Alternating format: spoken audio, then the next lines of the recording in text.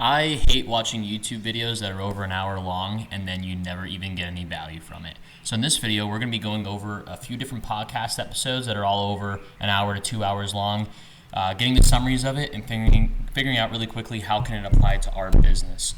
So the first guy that we're looking over here is the Co-Earner Office. This guy, he does a lot of business entrepreneur stuff. He makes tons of content, really good guy, highly shout him out. But I don't feel like watching his entire hour-long video here. So we're about to go over some of the questions I have derived, not just help me in my own business, but if you guys want to save some time and apply it to your own business as well. So some of the questions we're going to be going over is, could this help me in my own business? Are they full of shit or exaggerating, etc.? So to quickly stop in on here, I have a brief summary. What this looks like is basically this guy sets up directories, say if you're a plumber or whatever it is in niche areas, and then he runs ads on top of it. I kind of don't like that idea just because everyone's switching off of Google right now. No one really wants to go to a website, read everything through, whatever types of articles that pop up. They just kind of want the answer quickly. I do think this is good for ChatGPT ad services, which is what we offer. So if someone wanted to quickly find out who's the type of person in their local area, I do think it's beneficial for that reason. But his main idea is you build a directory and you run ads to it afterwards. So as I said, are there any tactics, angles, or scripts to repurpose for GEO? Yes, there's some hooks for this that he uses in a lot of his sales. Like there's only 10 slots in ChatGPT responses. Are you one of them? Your competitors are showing up in AI results. You're not. I built AI-powered directories where the top answer wins the click. Let me show you how many leads your competitor is getting by ranking in AI. So these are just some tactics I can use. I do see some of these as being beneficial considering we get most of our clients from cold email outreach. Oops. Let's switch back over. Does this align with how local businesses think? Like pretty much fits their psychology overall. Just want to make sure if this would even make sense for a lot of people. Let's see here. What is the directory strategy that kind of dives more into it? We can offer this as a service potentially where we either build a directory for someone and then they kind of rig themselves to be number one. Or B, I kind of just like the idea of just enlisting them in current directories already. That's probably just the easiest way, especially because I don't think most people would want to invest $3,000 plus. Don't get me wrong, there are a lot of directory websites that you can go to that just kind of make it all for you. But again, he makes most of his money from ads. I just don't see Google Ads being there in the foreseeable future. And also, he kind of has like a set and forget it mentality, which is okay, but it's just not the game I'm in. I have to sell, $2,500 a month packages, and if he's selling something for a lot cheaper, that's fine. They're underserved communities, but that's just not the type of fish we're trying to go for. I do like this idea a little bit more when it comes to plumbers because plumbers can afford us. So this is kind of a way of jacking up themselves in local directories. So if they say who's the best emergency plumber in Daytona Beach, we could kind of rig it so that our plumbers do pop up number one using this type of strategy. So I do like this because this does fit someone that can afford us and it will work for our clients. Also, whenever I do this, I always like to make sure that they're not just like BSing us because you don't want to get all this information that's happened to me way too many times and then you apply it and you don't get any results. So also it saves you time too because you want to read something that's going to just waste your time if it's full of fluff in the first place. So these are all the things that kind of make him credible. Some of the red flags within this podcast is he hasn't touched the site in 6 months. It's an underserved niche, so that is kind of expected at the same time. But if you can just leave it there for a while, yes, that's like everyone's dream, but at the same time, that means someone else will see this and instantly want to take it over. So it isn't something that's like firm and kind of there to stay long term, especially if you're competing for a low cost. I just don't really think it's going to make the most sense long term unless, again, it can last for a certain amount of years where it doesn't matter. This is something I kind of found interesting in part number 2, which is that most people's traffic from Google is going to be decimated in the next 16 to 18 months. So that actually means that citations and going into directories is going to be a lot more powerful actually within this next few months. So I do think that there's going to be a large industry shift moving over to this, so there is some value there. I also like it that he pretty much said that these are all the niches that he tries to go into. I can't really service that within the certain types of buying range, so I asked it instead who could afford me and who would also be open to cold emailing, because that's how I get most of my clients. And I have gotten a lot of success with law firms. I mean, law firms are amazing because they have to read their email legally because they're a lawyer. Um, Medical spas, we've had a few of these in the past, same as roofing and everything else. So these are some good areas that we could actually realistically target and get some really good results for. Something else I like here is I asked it, like, what are they doing that we are not doing? They're essentially selling the vehicle or the platform. They want to be a platform instead of a service. Now, I think that's great in terms of not having to deal with clients getting mad at you, in terms of not having to deal with essentially headaches. But at the same exact time, you kind of get what you pay for, because they're only making $2,000 to $3,000 a month. And don't get me wrong, that's amazing for him. I don't know how long it took him to get there. I'll probably ask him that question next. But at the same exact time, what goes through my head is like, I can make one sale in what I do and just have to deal with an email coming in or just talk to a client. I mean, then again, I've been doing this for 7 years, so maybe it's a little bit easier for me, but that's a lot of work to just not talk to your client, in my opinion. I do think it's incredibly scalable that they have here. I just also wonder, like, you can't really run ads behind it. It's a low ticket service. And if someone does pay money for it, they're just going to discontinue it. So they probably have a hidden churn rate that they're not talking about. Emotionally safer option, yeah, it kind of goes back into that they don't really have to do too much. Something that's really interesting here is I asked them how long it took for them to reach that point. It wasn't mentioned in the video, but it did a guesstimation based off of statistics.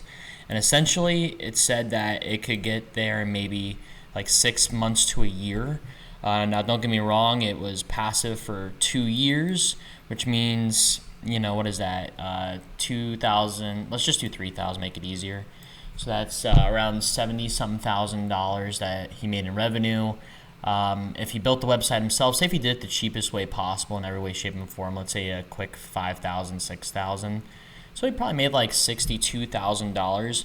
But the fact that he's kind of bragging about a 2-year, like, that's probably his best result. It's probably not his average result. It's probably not his worst result either. Like, this kind of tells me in the back of my head that on the high end, he made, like, that's what you can make on the high end from doing one of these, is around $60,000. Now, again, that's a lot of time and effort. Again, great for some people, not for everyone. I also kind of did like a highlights portion of this video, kind of like how you have the highlights of a football game. He said $100 for a WordPress website to make $3,000 a month. That's actually true. If you know how to hire people correctly, typically from Pakistan or India, honestly, I'd say Pakistan. Pakistan people, they hurt a lot because no one really just likes the culture generally. But there are some very talented people. I mean, much smarter than Americans in a lot of ways. So you could definitely get a website for $100. If you went direct to the source, you knew what you were looking for, how to talk to them. That's kind of one of the things you get when you hire an agency, is they know how to tell them to build the website. If you hire a agency, they'll just take care of all that for you in the first place. But if you hire someone to just build you a website, yeah, you have the shell of a car, but it's missing an engine, it's missing tires, it's missing a lot of other things. So the $100 could absolutely work if you knew how to tell them and how to check to make sure they're getting all this stuff done. Number 2, you don't need to touch the site for 6 months. I don't know. I mean, that's a highlight, but I don't really believe that all too much. Everyone breaks Google rules. You just do what works. Smart but shady. Clip, this is debate white hat versus gray hat SEO strategies. I'll tell you guys first thing right now. Every marketer out there, unless they have some amazing connections, they're doing something that's typically gray hat. I mean, you're buying backlinks. I mean, is that bad? Is that, whatever. Some people say that's terrible. Some people say that's smart. And they're happy to do that for their clients because it gets them results. And again, if you can buy a backlink for, say, $50, why are you going to waste your client's money and spend $500 or $1,000 on a backlink? So again, it depends on who you talk to. In my opinion, if I was the client, I'd be like, I don't care how you get me these backlinks. If it's $50 and you get me results, I view that as, being a better decision maker, me personally. Now again, do I believe in backlink swapping tactics.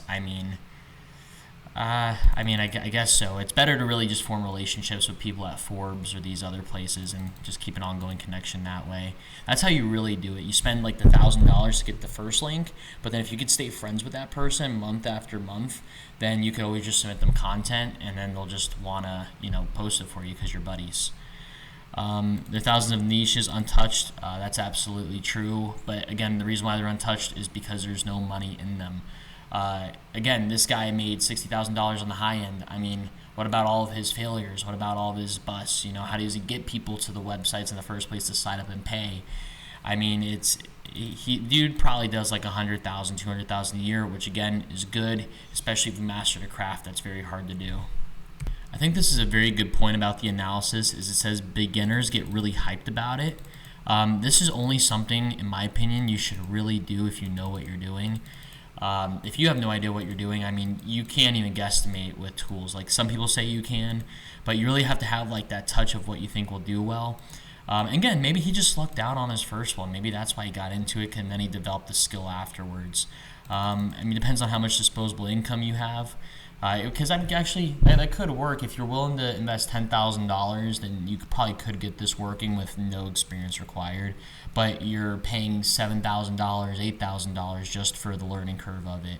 But you can easily probably clone the websites after and duplicate it over and over. So for this next one, it's based off of these two videos. I'm saving around an hour of watching this video here. But essentially, I was trying to figure out how can we get into plumbers or other home services mindsets on how they get business, so then we can figure out if we know this works for them, maybe we can find a way to loop in, find additional value, find additional sales. So the thing I liked that it drew up here was like yard signs, ranking in ChatGPT for the best service in city. This might be an interesting idea for someone to say, ask ChatGPT about us. And then if they start to talk to ChatGPT about it, it could educate all the other servers saying, hey, people are talking about our company. So if they already are doing, like, say, flyers in the driveway, add on that little extra thing that says, ask ChatGPT about us. Because then ChatGPT will save you forever going forward in their answers. So even if it's 4 years from now, if they never talk about plumbers, which, let's be honest, no one really just talks about plumbers in their free time unless the toilet breaks and they're asking how to fix it, you'll just be saved in their history for that. So I really like the yard sign and flyers and driveway idea to help kind of that combination of both. Word of mouth. This is kind of an interesting thing. If you actually look at the numbers, in 2024, the number one thing ChatGPT was used for was information about like ideas creation. Nowadays, it's actually used as a therapist. The top three things are for therapy. So this is probably going to become a lot more over the next 5 years, and it's just going to, I think, grow drastically, even as our kids are growing up.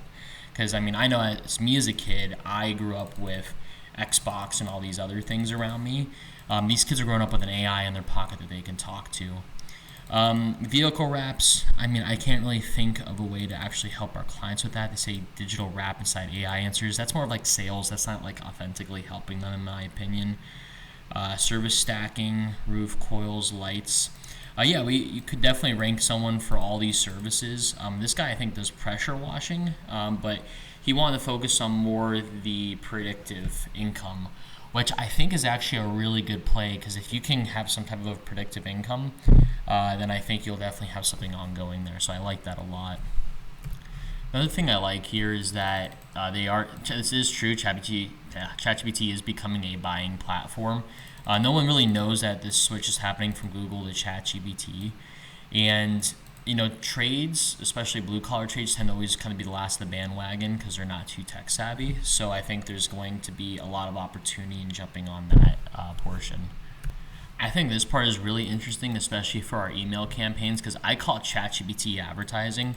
Really, the technical term is called generative engine optimization, but no one knows what that word means.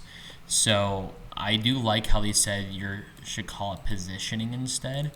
That way you can maybe rephrase it in a slightly different way.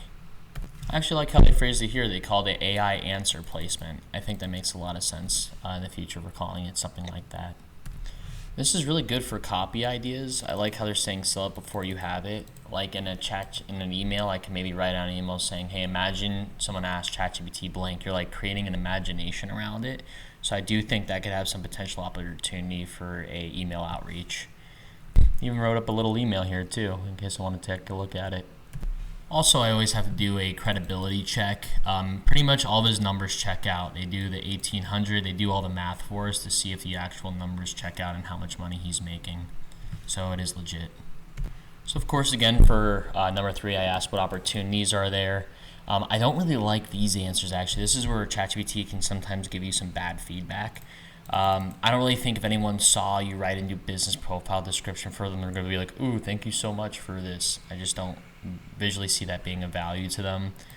I tried this. This actually got my cell phone banned and my emails banned multiple times.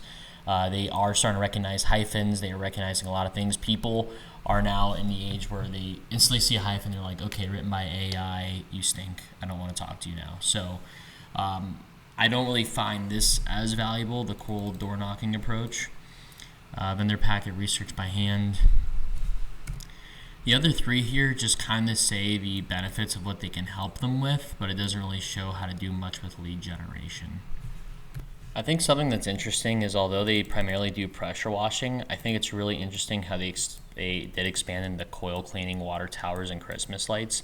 Blue Ocean is such a true thing. I mean, I sold Google Ads, I sold SEO, I sold everything you can think of that everyone hates. And it is so much easier to sell ChatGPT advertising because it's new, it works. When things stop working, like Google Ads, which, I mean, don't get me wrong, they do work in some cases. It just depends on the industry, of course. But when everyone has already done something and generally it stops working, that's when it really stinks to do something. But I highly, highly recommend definitely doing anything in a Blue Ocean niche, especially with Christmas lights. I mean, that's in water towers, the coil cleaning. Coil cleaning maybe, but these other things I would have never heard of really previously. I think that's great. Probably the best way to even understand them, how to even find a niche is, 1, start with your current customers and figure out, have they ever asked you for something that you said no to because you just didn't feel like doing it? It's probably an area that if they're asking you to do it, other people are also asking and everyone else is also telling them no. So you might as well do it. I mean, charge a little bit of a premium and then you can put it up on your website. And after that, you can just see organically does it pick up traction or not. I do like here how they also implemented a seasonal branch. A lot of people don't want to compete seasonally because no one ever wants to have no income for 8 months of the year. But there's a lot of businesses though where they'll just plug and play different types of seasons into their year so they're always booked out, and no one ever wants to compete in these because they're always afraid they're never going to get any sales. Again, always go where there's really high margin, especially if it's seasonal. You can just always keep yourself filled. That's really about it, all that I found. So if you guys like this type of video, please like and subscribe. And if you need any help ranking in ChatGPT, go to genlogicai.com. See you soon.